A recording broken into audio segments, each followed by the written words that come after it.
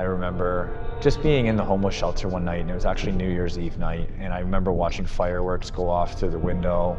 Everybody was celebrating, and I was just laying on this mat on this like gymnasium floor and just not knowing what the next day was going to look like, not knowing if I was going to make it through the next week or the next month. And it was a very, very scary time in my life. My name is Cole Learn. I'm originally from Guelph, Ontario, and now I am living in Southampton, Ontario, being here for the last 7 years.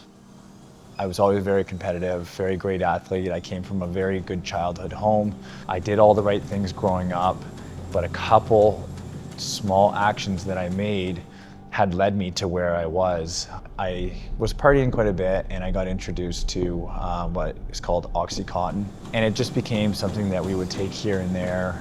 It very quickly led to more than that. Went to rehab for the first time after that when I was around 21 years old, and things were going good for the first little bit out west. I was working in Edmonton.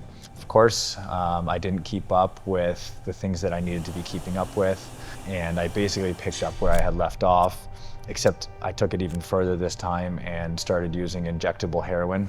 I was living on the streets of Edmonton. I was probably 23 at the time, and that was really when my life started to go downhill fast. You're trying to find out where you're going to sleep, you're going to homeless shelters, you're getting kicked out of the homeless shelters at 5 a.m. in negative 30-degree weather, trying to find shoes, you're trying to find clothes, and it's a horrible way to live. I was lucky enough that I was able to wrangle up enough money to get back to Ontario where I had more family help. So I stayed in that rehab center for, I think it was 4 or 5 months.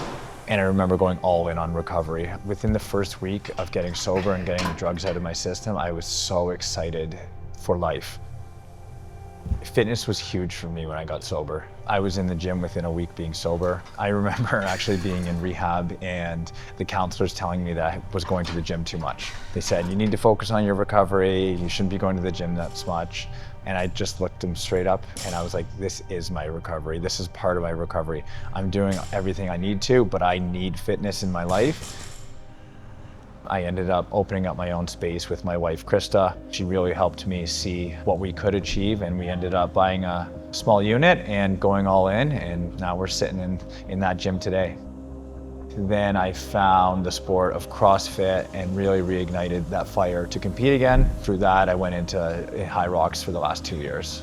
A lot of my struggles earlier in the sport was self-doubt. I'm always pretty confident when I'm training in my own gym, but as soon as I get out to the race start line, I start to let self-doubt creep into my head. Boston was different though. I vividly remember standing on the start line and just being very calm, and I knew what I needed to do. I remember crossing the finish line and seeing that 55:30 on the board. I was ecstatic, and I reevaluated all my goals and where I wanted to see myself by the end of the year. I have Atlanta, Chicago, and Dallas coming up, 3 races, and the goal is to run another time sub 56 minutes. So if I can run anything around that 56 mark, I will be fully qualified for the Melbourne Elite 15 Major, which is in December. The community to me at LearnFit is the most important part.